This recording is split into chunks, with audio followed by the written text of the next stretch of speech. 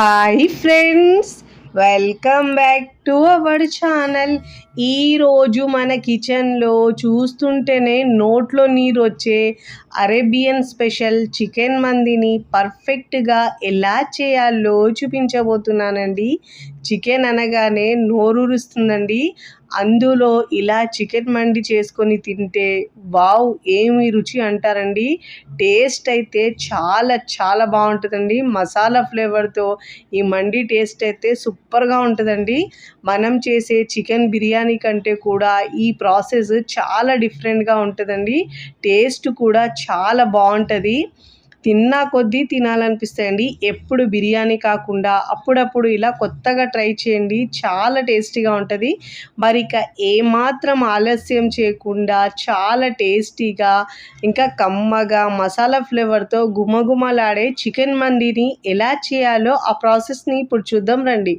ముందుగా చికెన్ మంది కోసం మనం మసాలా రెడీ చేసుకోవాలండి. ఇక్కడ నేను ధనియాలు ఒక 5 టేబుల్ స్పూన్ దాకా తీసుకున్నానండి.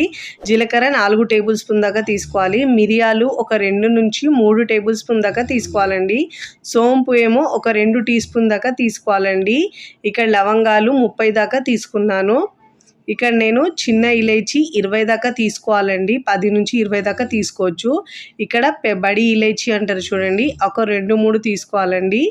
ఇక్కడేమో ఇంకా జాజికాయ అంటారు చూడండి, అది ఒకటి తీసుకున్నానండి. జావిత్రి ఇక్కడ నేను ఒక 3-4 దాకా తీసుకోవాలండి. ఇక్కడ దాల్చిని చెక్క కూడా తీసుకున్నాను, ఒక 2 టేబుల్ స్పూన్ దాకా తీసుకోవాలి. 2 చిన్న ముక్కలు ఉన్నాయి కాబట్టి 2 టేబుల్ స్పూన్ దాకా తీసుకొని స్టవ్ మీద ప్యాన్ పెట్టుకొని ఒక 2 నిమిషాల పాటు ఇలా బాగా వేయించుకోవాలండి. ఫ్లేమ్ని లోలో ఉంచి మాత్రమే వేయించుకోవాలి. ఇలా వేయించుకొని మనం మంది చేస్తే టేస్ట్ చాలా బాగా వస్తుందండి. ఈ మసాలాలతోనే ఫ్లేవర్తోనే మనకు చికెన్ మండి సూపర్గా ఉంటుందండి. ఇప్పుడు ఇలా ఒక 2 నిమిషాల పాటు ఇలా బాగా వేయించుకోవాలండి. ఫస్ట్ టైం నా ఛానల్ చూస్తున్న వాళ్ళు ప్లీజ్ నా ఛానల్ని సబ్స్క్రైబ్ చేసుకోండి, లైక్ చేయండి, పక్కనున్న బెల్ ఐకాన్ని ప్రెస్ చేయండి. ఇలా ప్రెస్ చేయడం వల్ల నేను పెట్టే వీడియో నోటిఫికేషన్ ముందుగా మీ హోమ్ పేజ్కి వస్తాయండి. ఇలా బాగా వేయించుకున్న తర్వాత పూర్తిగా చల్లారించుకొని మిక్సీ జార్లో వేసుకొని మెత్తగా గ్రైండ్ చేసుకోవాలండి. ఇక్కడ నేను 2 కేజీల దాకా చేస్తున్నాను కాబట్టి ఈ మసాలా ఇంత తీసుకున్నానండి.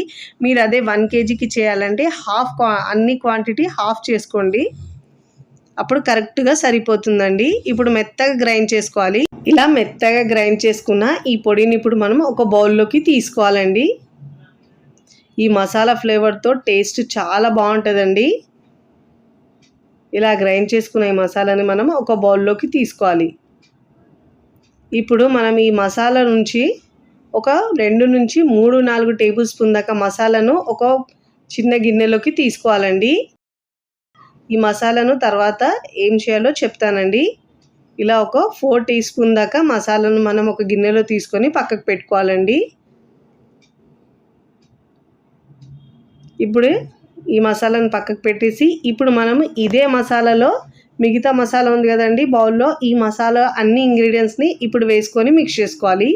ఇప్పుడు దీంట్లో రుచికి సరిపోయినంత ఉప్పు వేసుకోవాలండి. ఉప్పు కారం మీ టేస్ట్ని బట్టి యాడ్ చేసుకోండి.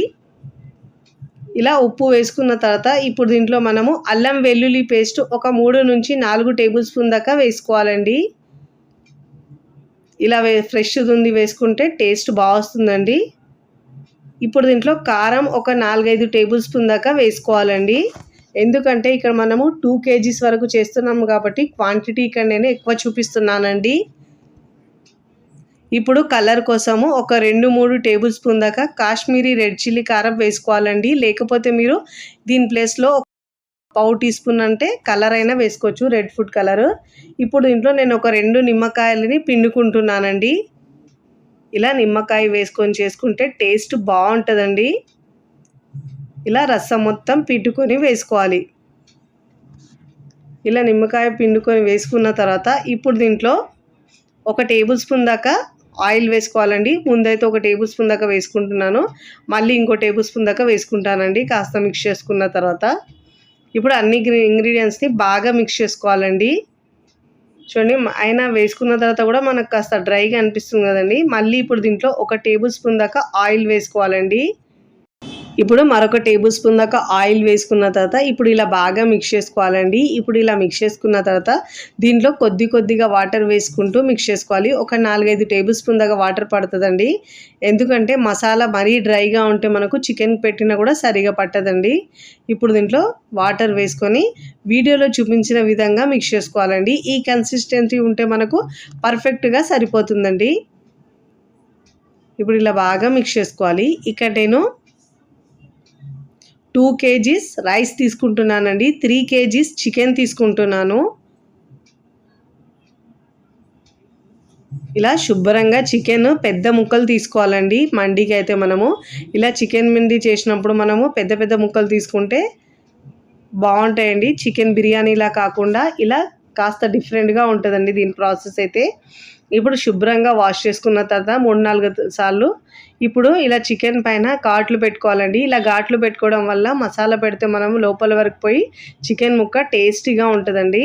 ఇలా అన్ని ముక్కలకు మసాలాను బాగా పట్టించాలండి. ఇలా మసాలా బాగా పట్టించి 1 గంట లేదంటే 2 గంటలు టైం ఉంటే ఇలా పెట్టి ఉంచితే మనకు మసాలా ఫ్లేవర్ లోపల వరకు పోయి టేస్ట్ చాలా బాగుంటుందండి చికెన్ ముక్కకైతే.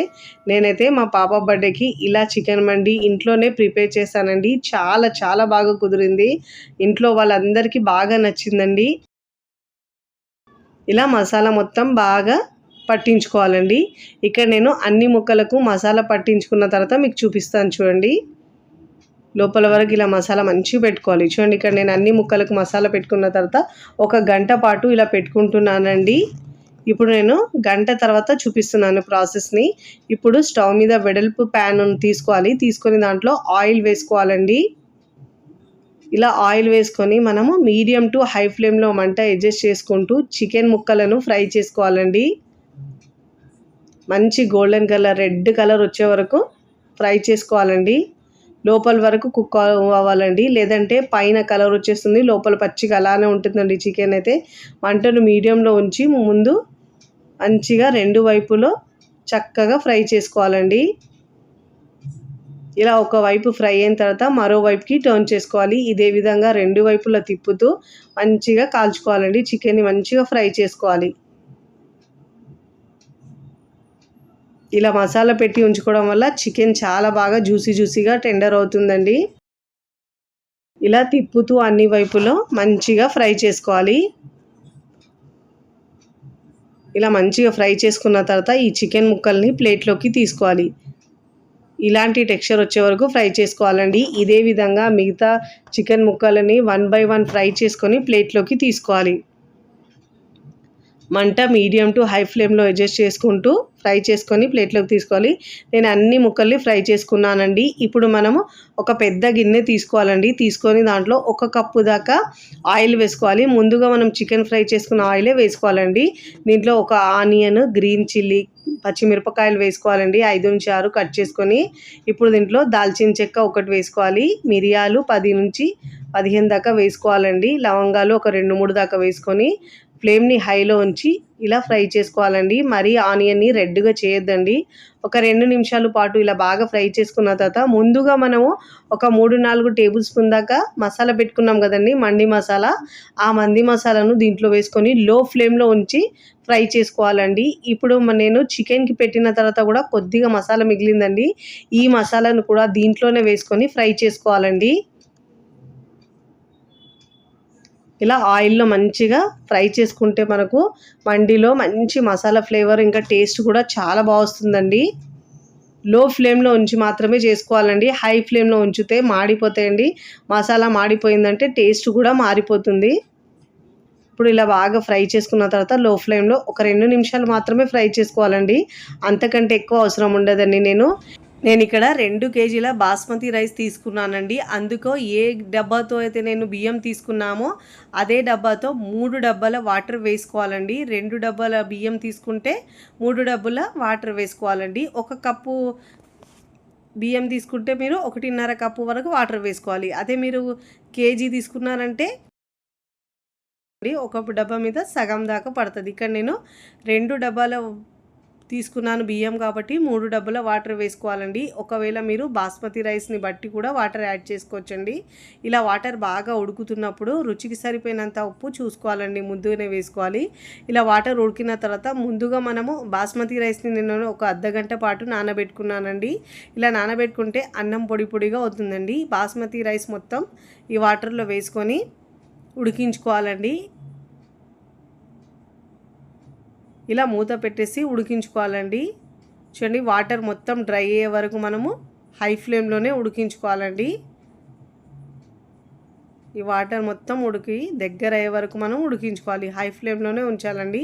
చూడండి, ఇలా వాటర్ మొత్తం డ్రై అయిపోయిందండి. ఇప్పుడు ఇలా ఈక్వల్గా చేసుకొని ఇప్పుడు ముందుగా ఫ్రై చేసుకున్న చికెన్ పీసెస్ని దీనిపైన పెట్టుకోవాలండి. అన్ని పీసెస్ని ఇలా 1 బై 1 అన్ని పీసెస్ని పెట్టుకోవాలి. ఇప్పుడు ఇలా ముక్కలు పెట్టిన తర్వాత మనం దమ్ చేసుకుంటే మంచి ఫ్లేవర్ వస్తుందండి. ఇప్పుడు ఇలా అన్ని ముక్కలు పెట్టుకున్న తర్వాత మూత పెట్టేసి ఒక 30 మినిట్స్ పాటు లో ఫ్లేమ్లో ఉడికించుకోవాలండి.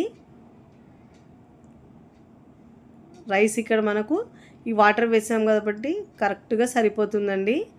ఇప్పుడు మనం ఇలా ఒక అర్ధగంట తర్వాత చూపిస్తున్నాను చూడండి, మంచిగా ఉడికిందండి. ఇలా మధ్యలో పీస్ ఒకటి తీసుకున్నానండి, తీసి పక్కకు పెట్టేసి ఇప్పుడు ఇలా చిన్న గిన్నె పెట్టేసి నేను ముందుగా ఇలా బొగ్గును బాగా వేడి చేసుకున్నానండి. వేడి చేసుకున్న తర్వాత దీనిపైన 1 టీ స్పూన్ దాకా నెయ్యి వేసుకోవాలండి. వేసుకొని ఇలా స్మోక్ ఇస్తే టేస్ట్ చాలా బాగుంటుంది. ఇప్పుడు ఇలా మూత పెట్టేసి లో ఫ్లేమ్లో ఒక 10 నిమిషాలు దమ్ చేసుకోవాలండి. ఇలా దమ్ చేసుకోవడం వల్ల తందూరి ఫ్లేవర్ వస్తుందండి. ఇప్పుడు ఇలా గిన్నెని తీసేసి దీన్ని మనం ముందుగా అన్నంని సర్వ్ చేసుకున్న తర్వాత చికెన్ ముక్కలు పైన పెట్టేసి ఇలా డ్రై ఫ్రూట్స్ని వేసుకోవాలండి.